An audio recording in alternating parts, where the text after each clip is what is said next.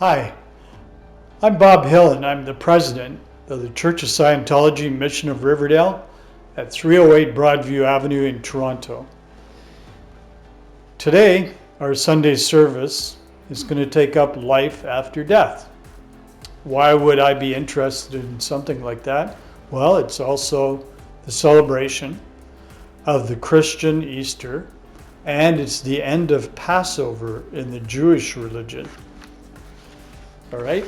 Now, Easter is a Christian holiday that celebrates the resurrection of Jesus Christ, who was crucified by the Romans in about the year 30 and was resurrected 3 days later.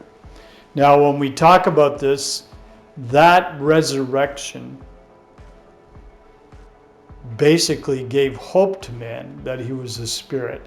And that is the true essence of the Christian religion. The concept that there's something more to you than your body. In this case, Jesus's body, or however you want to place it, died while being crucified on a cross.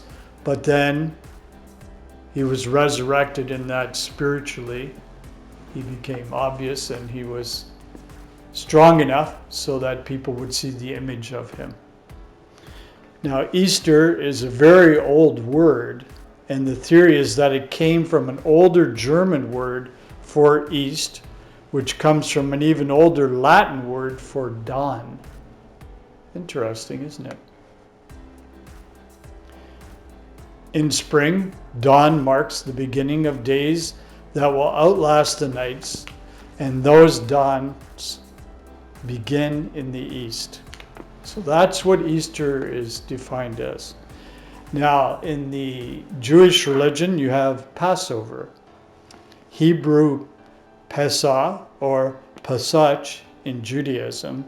This is the holiday commemorating the Hebrews' liberation from slavery in Egypt and the passing over of the forces of destruction, or the sparing of the firstborn of the Israelites. That's covered in the Old Testament in the Bible. So you can see that it's a celebration of the Spirit. Both holidays are a tribute to the strength of the human spirit and the goal of spiritual freedom. Today's sermon is based on the writings of L. Ron Hubbard from the book, The Handbook for Pre-Clears, Chapter 2, and it's called An Ideal State of Being. Now, before I go into the book, I'm going to clear up a few words from you. The first word is auditor. In Scientology, an auditor is a counselor. It means one who listens and computes. The next word is clear. This is an individual who has had all the upsets removed from his past. Now, you'd think that's a desirable state, wouldn't you? Sure is. A pre-clear is someone receiving counseling and moving towards becoming clear. You got it? Good. Now, you can see that these are all spiritual type things. You want to get rid of all these upsets of the past to deliver you to a higher spiritual state and hopefully bring up your awareness that you are a spiritual being. Now, the goal of man here on earth is apparently survival. So man is trying to survive, and the human spirit is in the direction of survival. And by survival is meant everything necessary to survival, including honor and morals and idealism and other things which make life bearable. So you reach a higher state spiritually and life becomes more bearable. In these days and time, we can honestly say that maybe, just maybe, our society and our culture should move towards spirituality rather than get tied up in all of this materialism and physical things that we see happening, for example, with COVID and so on. So if man was doing better spiritually and had more spiritual goals, he would tend to be moving more towards survival. Now, if man is hammered on that he is an object and that he's a mere animal and that there's nothing spiritual about him, he tends to become less moral and less ethical. And so he does things that limit his strength and his honor. So ideally, you move man towards the spirit, he starts to survive better. You move him away from being a spirit, which in our current society and culture is being hammered on. He becomes less survival, and he does things that are more and more less survival. A man survives as long as he can in one lifetime, at the highest level he can attain in activity and happiness. When he can no longer attain to some hope of this ideal, he succumbs. So again, I brought it up. You take away the concept that he's a spirit, and he begins to succumb. He starts to give in to the complexities of life, and he becomes less and less happy. And although one is chari means cautious or careful. So although one is chari of exciting incredulity is disbelief. So although one is chari of exciting incredulity, the fact is so easily demonstrated in so many ways with such machine-like scientific consistency, it should be known that man apparently dies in body only and gets born to live another day. You got it? That's quite a statement. So you die only in body, and if you can hold on to that concept, so you die only in body, but you will be born to live another day. Now the value of death is not small, since without death man would still be an algae in the sea. Without death man would be forced to live in a body which no longer fitted the environment. Your auditor, that's the counselor I read about to you in the beginning here where I defined it, the counselor in Scientology who's trained and he can listen to you. So he can show you such an incident as an earlier death, unless you are very occluded. And many Scientologists, and also many people in general, have experienced the fact that they had lived before and had earlier deaths. There are many, many, many writings about this. But it is discouraged, which in itself is a crime. Why should you discourage people not to remember? Well, why do you want them to have no memory? That's the real question that should be asked. The fact that people could have that recall, that's a good thing.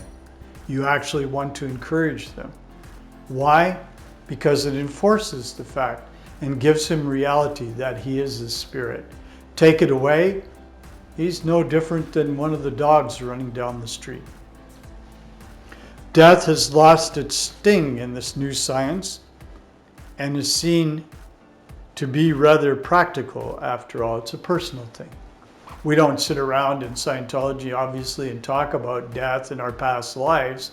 However, in a counseling session, it does come up, and it can come up on a regular basis. Now, is it wrong? Does that make us different in some way? Is it wrong for you to believe that you've lived before? No. It's actually healthy for you to do that. If you can have that reality and you can hold on to it and think with it, you will achieve a higher spiritual state. Physically, on the evolution chain, man is attempting a greater and greater control of his environment. The environment does not control a healthy man. He controls the environment. The surroundings of a sick man, a neurotic, or insane man have a tendency to control him. One sees this clearly as one advances by this new science, and he gets into a happier state of mind. One's health and ability rise directly as one asserts better and better control over his surroundings. Conversely, one asserts better and better control of his surroundings as he becomes healthier and happier. So there you have it. Are you a spiritual being? Yes, you are. Have you lived before? Absolutely. I have certainty that you have. You may not. However, I can tell you that it is highly possible. And if you can maintain that degree of certainty in yourself, you'll find you become happier and you'll become healthier. If you move away from the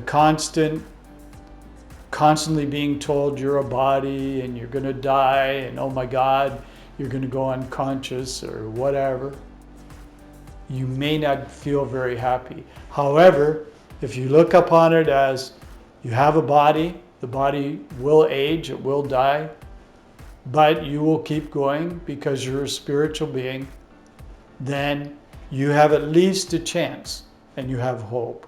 So please take a look at that. Celebrate Easter. Christ gave man hope when he rose from the dead, when the Spirit was, he gave evidence that he was a spirit to man. Well, take that. You are a spirit. With that, I will end with the prayer for total freedom. May the author of the universe enable all men to reach an understanding of their spiritual nature.